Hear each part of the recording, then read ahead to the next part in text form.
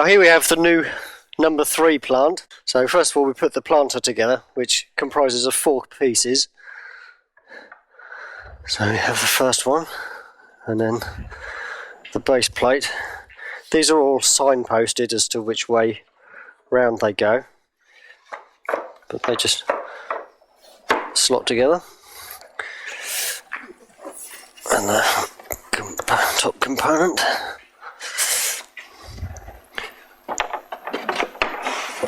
slides in, and then the final part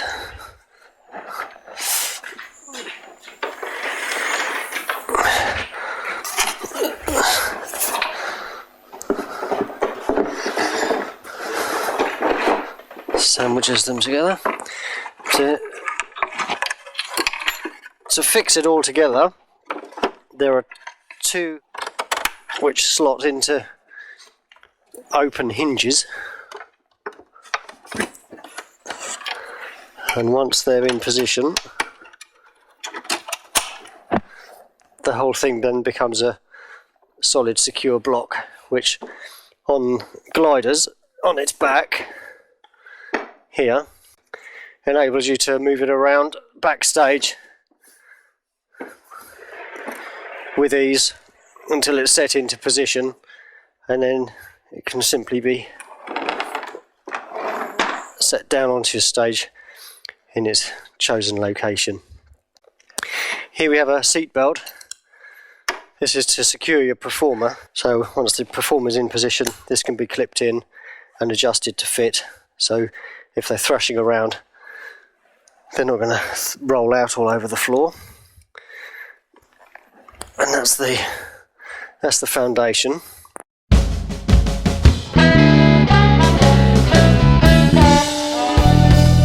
These dungarees, which the puppeteer then wear to disguise their legs.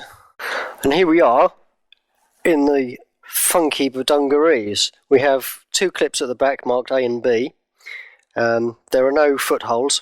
The puppeteer's feet simply go into the furthest extremity, and then once the puppeteer is seated, then they become foliage and they're disguised. The A and B refer to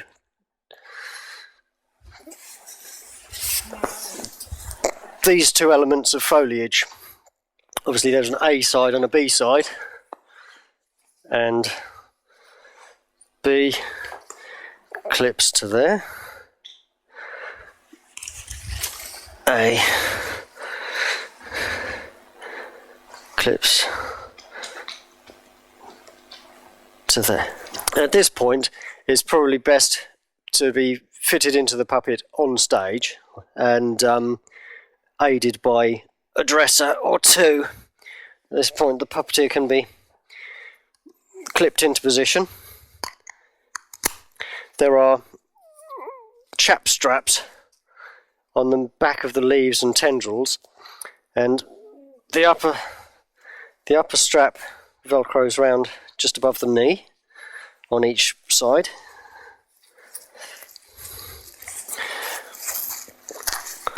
The lower strap goes around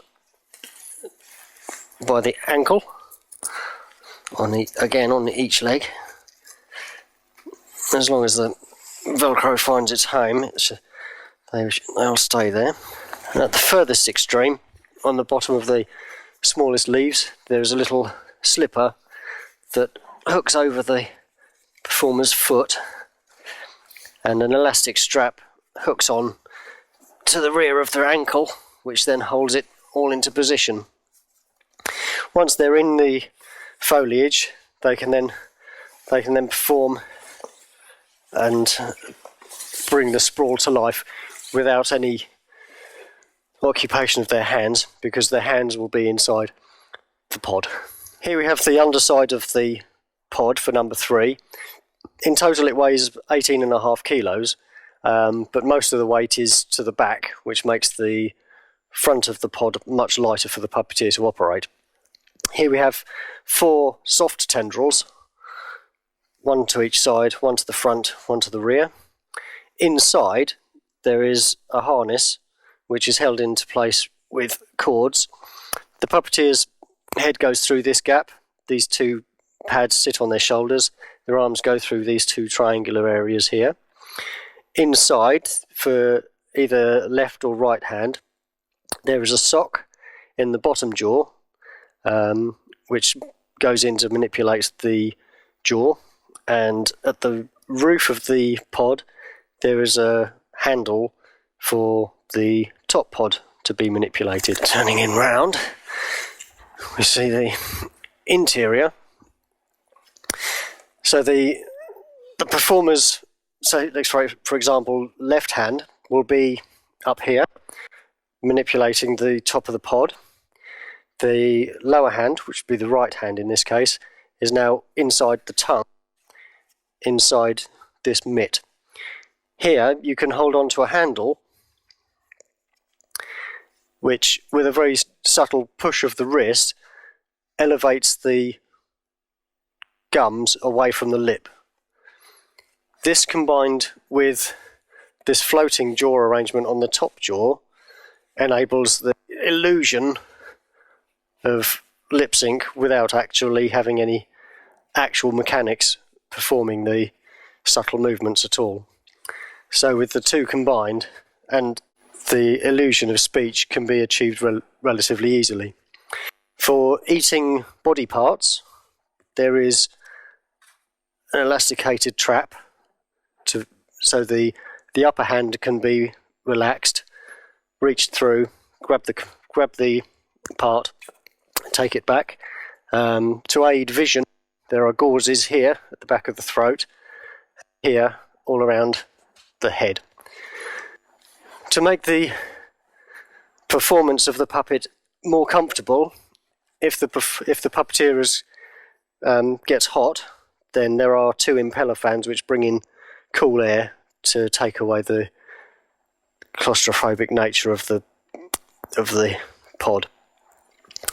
So the application of this pod is best done with one or two dressers onto the puppeteer once they're fitted into the sprawl and seated firmly and securely onto the planter.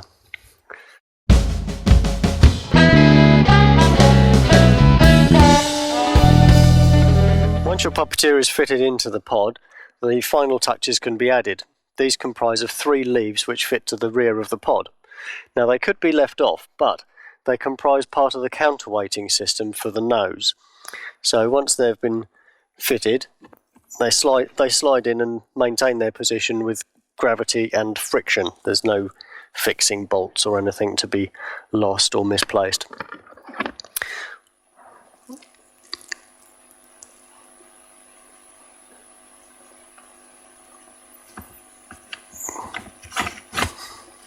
Once they're in, the nose of the puppet becomes a lot lighter to be able to move it around.